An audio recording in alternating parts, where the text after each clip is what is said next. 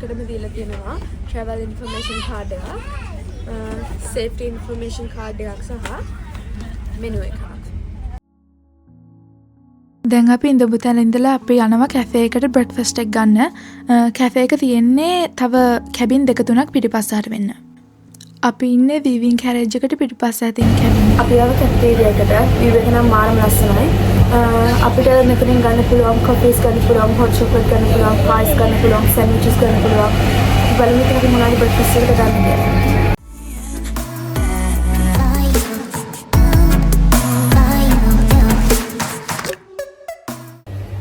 අපේ ට්‍රේන් එක අපිට නවත්තලා තින්නේ ඇයි කියලා නම් දන්නේ නැහැ. මේ පැත්තේ තියෙනවා හයිවේ එකක් යනවා.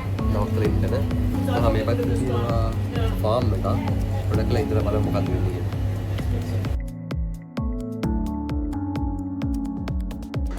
මෙතන ගොඩක් ෆුඩ් ඔප්ෂන් නැහැ. හැබැයි ඔයගොල්ලෝ සෑන්ඩ්විච් පායි වගේ දේවල් ගත්තොත් කැෂියර් එක ගාවට ගිහිල්ලා ඕගොල්ලන් කැම ටික හීට් කරගන්න පුළුවන්. මේක නම් ඇත්තටම නම මතක නැහැ. ඒ වුණාට ඒක තිබුණේ චිකනුයි වෙජිස් වර්ග. අපි 4 දෙනා ගත්තේ හැම් ඇන්ඩ් චීස් සෑන්ඩ්විච් 4ක්. ඒක නම් හැබැයි මාරම රහයි. ඕගලන්ට මතක ඇති මම කැෆේ එකේ ඉන්නකොට කිව්වා කෝච්චිය නවත්තලා තියෙන්නේ කියලා. ඒ නවත්තලා තිබිලා තියෙන එන්ජින් එක කැඩලා. හැබැයි පැය භාගයක් විතර යද්දී ඒගොල්ලෝ අලුත් එන්ජින් එකක් කිව්වා.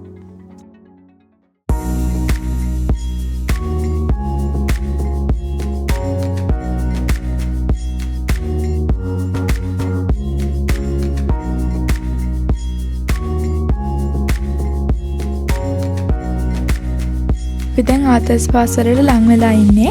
ආතර්ස් පාස් කියන්නේ පුංචි විලේජ් එකක්. මේක තියෙන්නේ නිව්සීලන්ත වල සදර්න් ඇල්ප්ස් කන්ද මුදුනේ. ඉතින් මේ විලේජ් එක සී ලෙවල් එකෙන් මීටර් 740ක් උඩින් තමයි පිහිටලා තියෙන්නේ. ඔයගොල්ලෝ දන්නවද දන්නේ මේ ආතර්ස් පාස් කියන නම කොහොමද හැදිලා තියෙන්නේ කියලා?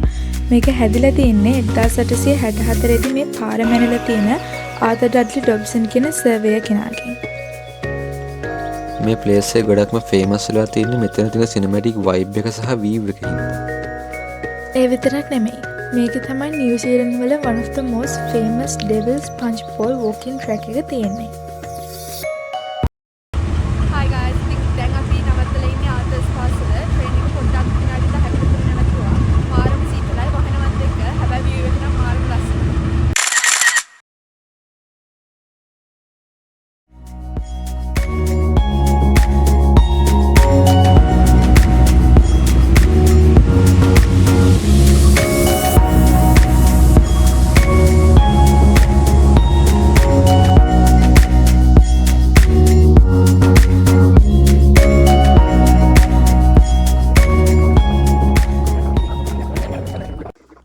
අපි ඔටීර ස්ටේෂන් එක ගාවේ දැන් නැවතුවා. ඒ වුණාට අපි මෙතනින් නෙමෙයි පහින්නේ.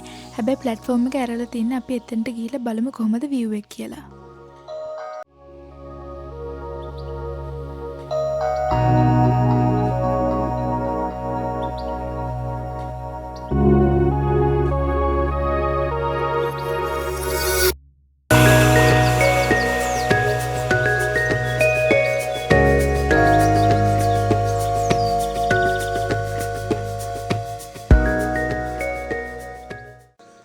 මෙතන මම වීඩියෝ එකේ කියන එක නම් ඔයගලන්ට ඇහෙන්නේ.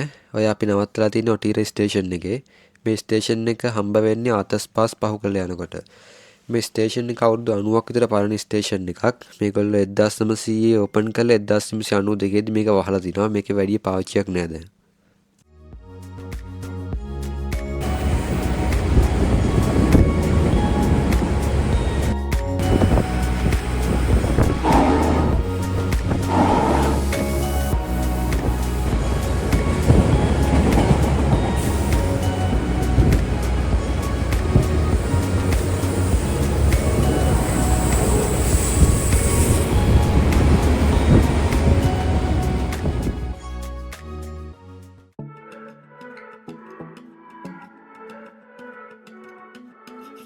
මේක පැය 4ක් කිව්වට යනව ඉවරයක් නෑ. අපිට ආයෙ පොඩි බඩගින්නක් හැදලා ගියා කැෆේ එක පැත්තට. අපි ගිය වෙලාවෙ නම් හැබැයි කවුරුත් හිටියේ නෑ. මේ තමයි Transalpine Train Tour එකේ කැෆේ එකට තියෙන view එක. නිව්සීලන්ත වල කැෆේ එකකට තියෙන හොඳම view එක තියෙන්නේ මෙතන මං හිතන්නේ. මොකද විනාඩි 5න් පහට view එක වෙනස් වෙනවා. මේ වගේ කැෆේ නිව්සීලන්ත වල තියෙන හැම ට්‍රේන් එකකම වගේ තියෙනවා. කැෆේ එක ටුවර් එක පුරාවටම ඕපන් කරලා තියෙන්නේ. හැබැයි ටනල් එක ඇතුලෙන් යන වෙලාවට විතරයි වහන්නේ. මොකද එතකොට කැබින් එකෙන් කැබින් එකට මාරු වෙන්න බැරි හින්දා. මේගොල්ලෝ කැබින්ස් වහන්නේ සේෆ්ටි එකට, විශේෂයෙන්ම එයා ක්වොලිටි එක ගැන හිතලා. සහ මේගොල්ලෝ ගාව ෆුලි ලයිසන්ස් බාර් එකක් තියෙනවා. මෙතනින් ඔයගලන්ට නිව්සීලන්ත වයින් සහ ලෝකල් බීර්ස් වර්ග ගන්න පුළුවන්.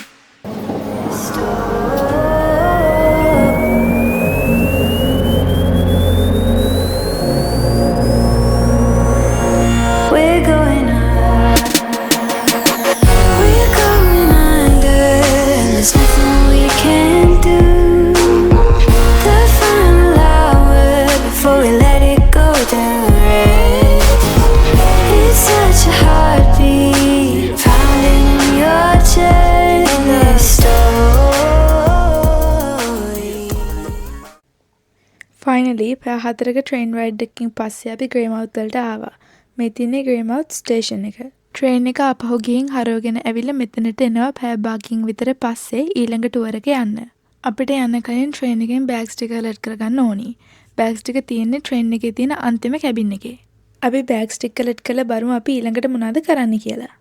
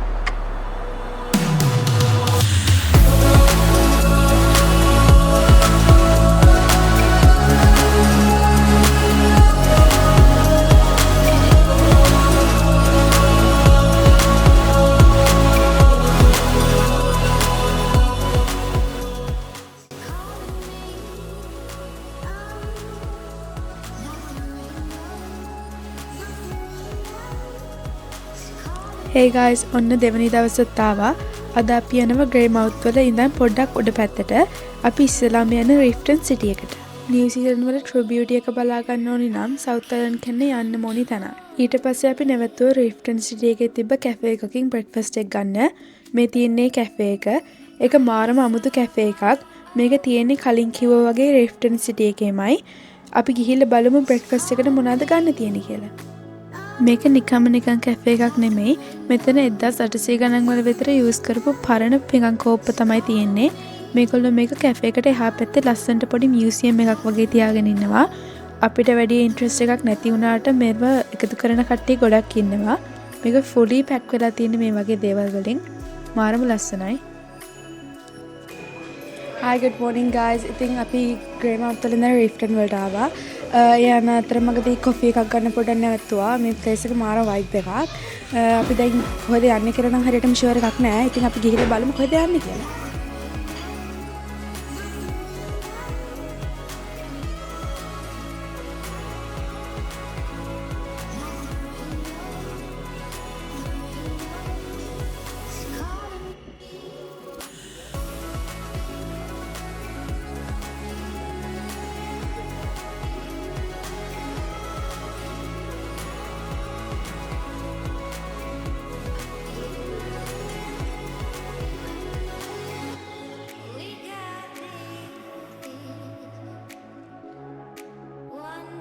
රිෆ්ටන් සිටි එක ගොඩක් පාළුයි. ඒ කියන්නේ වැඩි පොපියුලේෂන් එකක් නැහැ. ඒ වුණාට ඒ කියන්නේ මේ ඒරියා එක නිකන් අර ගොඩක් අර ටුවරිස්ට් ඇට්‍රැක්ෂන් ප්ලේස් එකක්. ඒක මාරම ලස්සනයි. ඔයගලන්ට පේනවා තියර ඇතින් තියෙන කඳු විහිරන. මේ හරිය ලස්සන හින්දා පොඩ්ඩක් ඇවිදලා බලනකොට අපි හම්බෙන් දැක්ක මෙතන තියෙන ගෝල්ඩ් මයිනින් ප්ලේස් එකක්. ඒක ඇතුළට ගියාම එතන ඉන්න අය අපිට රිෆ්ටන් සිටි එකේ ගෝල්ඩ් මයිනින් හිස්ටරි එක ගැන හැමදේම කියලා දෙනවා. ඇත්තටම මේ සිටි එකේ ගෝල් හම්බ වෙලා තියෙන්නේ 1860 ගණන් වලදී. 1888 දී රිෆ්ටන් සිටි එකේ තමයි නිව්සීලන්ත වල ඉස්සෙල්ලම ස්ට්‍රීට් ලයිට් තිබ්බ සිටි එක වෙලා තිබිලා තියෙන්නේ. මේ සිටි එකෙන් 1872ත් 1951ත් අතර මයිනර්ස්ලා කිලෝග්‍රෑම් 64,000කට වඩා ගෝල් මයින් කරලා තියෙනවලු. Not original. It was built about 1995 to show how the miners would have worked digging for gold. The hut here was a family-sized hut, just a bit. Single men, and there were lots, there were thousands of single miners digging hard rock, a bit in the river, but mostly picked.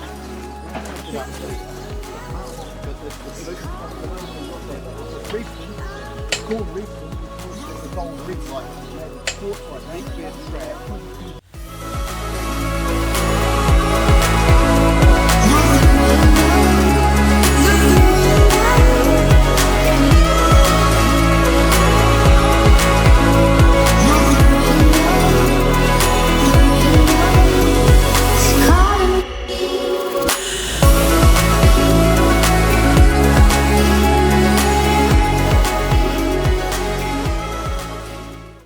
අපි reference එකෙන් පස්සේ ආව බුලර්ජෝ swim bridge එකට.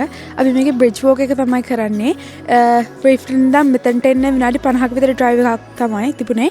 අපි ඉතින් ඇතුළට ගිහිල්ලා බලමු මේ බ්‍රිජ් වෝක් එක කොහොමද වෙන්නේ කියලා.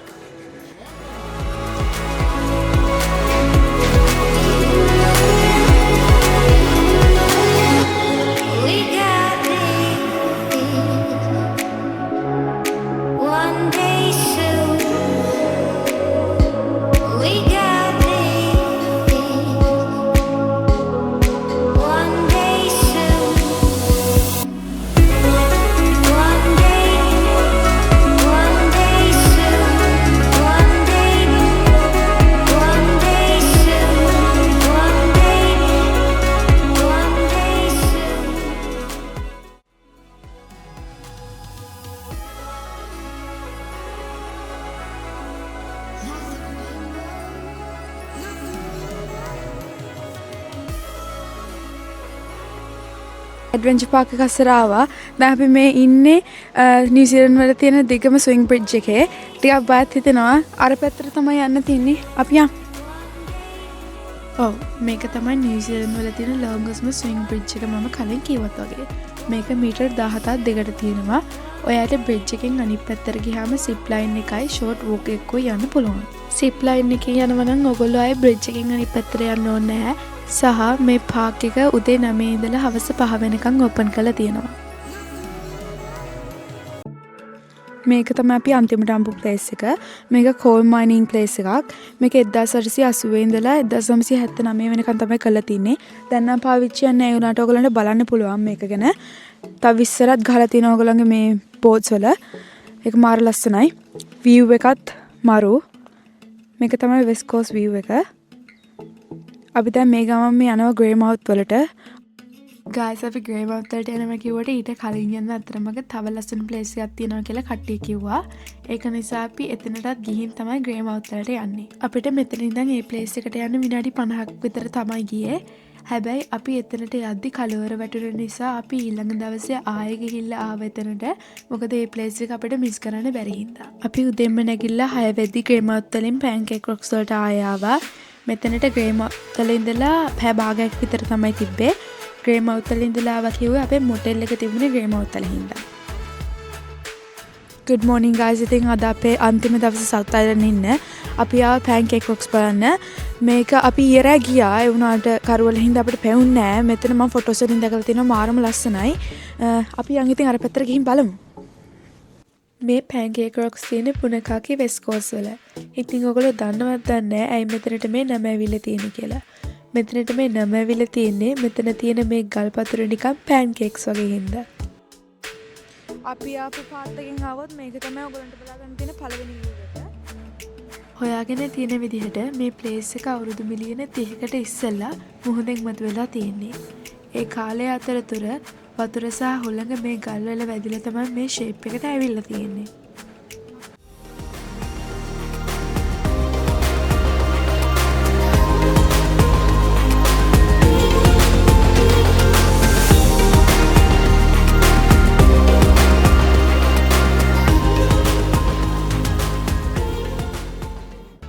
මෙතන හුළඟ තිබුණ හින්දා ඔයගලන්ට මාව ඇහෙන්නේ නැහැ. හැබැයි second view point එකට ආවහම ඔයගලන්ට pancake rocks හැදිලා තියෙන්නේ කොහොමද සහ තව ගොඩක් විස්තර දැනගන්න පුළුවන්. මේක තමයි second view point එක.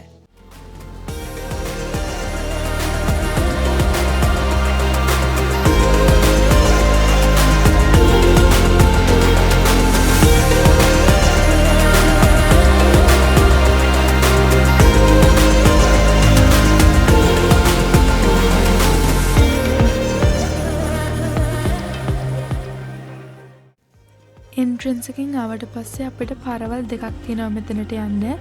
අපි ආවේ වම් අත පැත්තෙන් තියෙන පාරේ. මොකද ඒ පැත්තේ තමයි ලස්සනම ටික හම්බ වෙන්නේ ඉස්සෙල්ලම. මොන පැත්තෙන් ආවත් ඔයාට මිස් වෙන්නේ නැතුව බලා ගන්න පුළුවන්.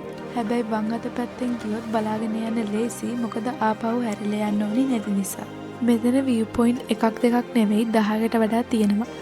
අපි පෙන්වන්නේ නැති වුණාට අපි ඔයගලන්ට පෙන්වන්නේ ගොඩක් ලස්සනම ටික විතරයි.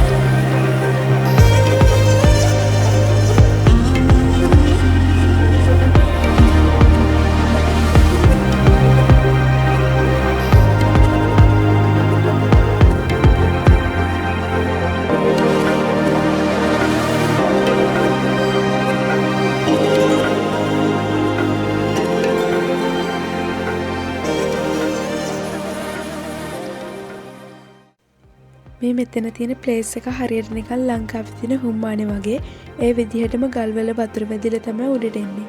මෙතන නම් ටිකක් බලාගෙන ඉන්න වෙනවා ලොකු වතුර පාරක් එනකන්. අපි ගොඩක් වෙලා බලන් හිටියා හොඳ වීඩියෝ ක්ලිප් එකක් ගන්න. ඒ වුණාට අපි අහක බලන් ඉද්දි හරි වීඩියෝ එක ඔෆ් කරලා තියෙද්දි හරි තමයි හොඳටම වතුර පාර එන්නේ.